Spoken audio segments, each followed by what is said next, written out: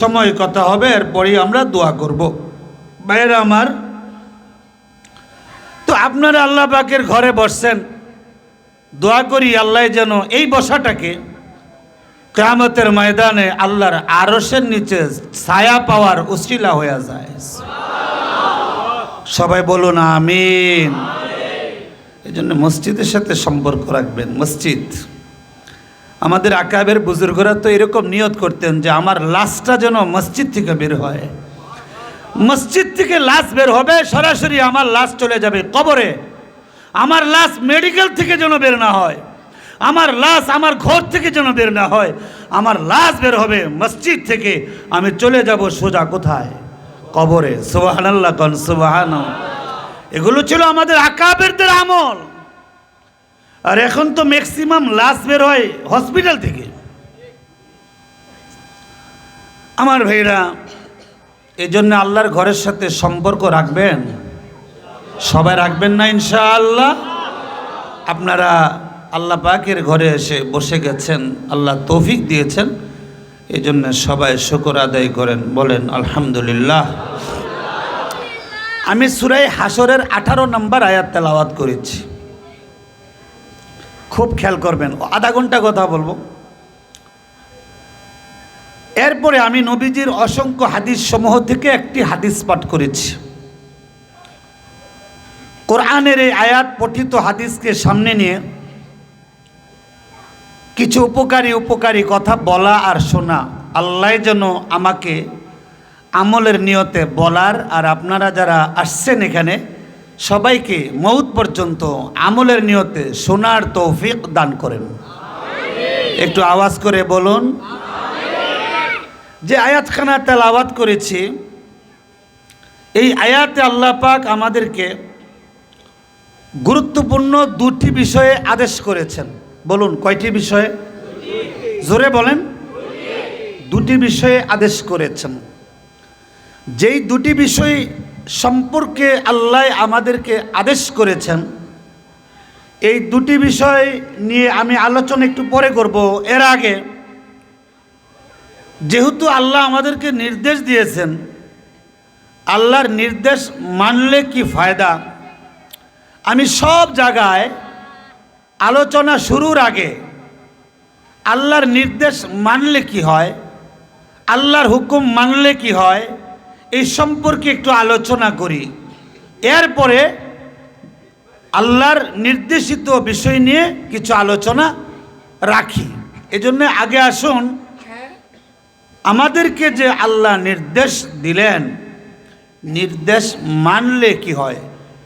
নির্দেশ মানলে অনেক ফায়দা, অনেক উপকার। সবগুলো বলার সময় নাই, একটা উপকারের কথা আপনাদের সামনে বলবো। সেটা হলো, আমাদের যখন মরণ হয়, মরণের পরে আমাদেরকে গোসল দেওয়া হয়, ঠিক না বে ঠিক? গোসলের পরে শরীরের মধ্যে কাফনের কাপড় পরানো হয়। কাফন পরানোর পরে জানাজার ময়দানে নিয়ে যাওয়া হয়। জানাজা দেওয়ার পরে কই লয়ে যায়? সবাই জানেননি আপনারা? কবরে রাখার পরে মাটি দিয়ে সমান করে কেউ থাকে না চলে যায়? জোরে কন। সন্তান বাবাকে কবরে রেখে, ওই সন্তান কি বাবার কবরের পাশে থাকে? সারাক্ষণ থাকে না? সবাই চলে যায়?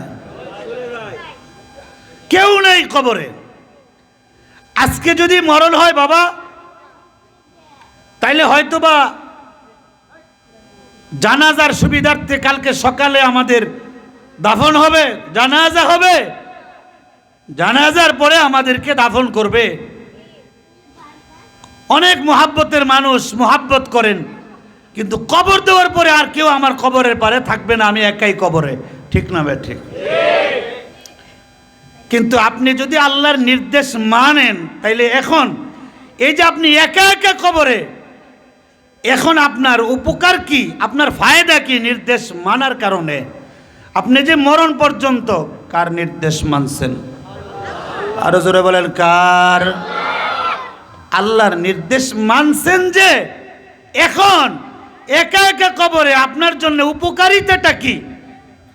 আমার ভাইরা, আল্লাহর রসুল বলেন মাইয়িতকে যখন কবরে রাখা হয়, কবরে রেখে আপনজনেরা সবাই যার যার বাড়িতে চলে যায়, কেউ কবর পারে থাকে না। একা একা নির্জন কবরে, কেউ নাই, ছেলে নাই, অথবা ছেলে কবরে বাবা নাই, বন্ধু কবরে বন্ধু নাই, কবর পারে ভাই কবরে, ভাইয়ের কবরের পাশে কেউ নাই, বোন কবরে বোনের কবরের পাশে কেউ নাই, জনম দুঃখিনী মা, মা কবরে, সন্তান মার কবর পারে নাই, সন্তান চলে গেছে, সন্তান আরামের বিছানায় ঘুমাবে মা কবরে, সন্তান আরামের বিছানায় শুয়ে থাকবে বাবা কবরে। কথা বলুন ঠিক কি না? বিষয়টা তো এরকমই নাকি? এরকমই তো। আমার ভাইয়েরা, আপনি একা একা কবরে, আল্লাহর রসুল বলেন লিয়াতিহি মালাকান, এই অবস্থায় দুইজন ফেরেশতা আসবে কোথায়? কবরে। একটু জোরে বলেন। কবরে।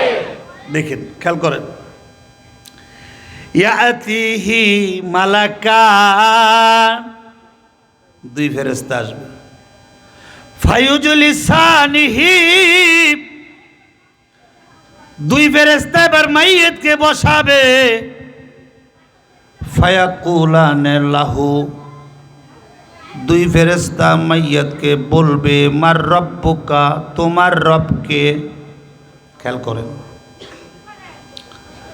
দুই ফেরেশতা মাইয়িতকে জিজ্ঞাসা করবে, প্রশ্ন করবে, মার রব্বুকা, তোমার রবকে।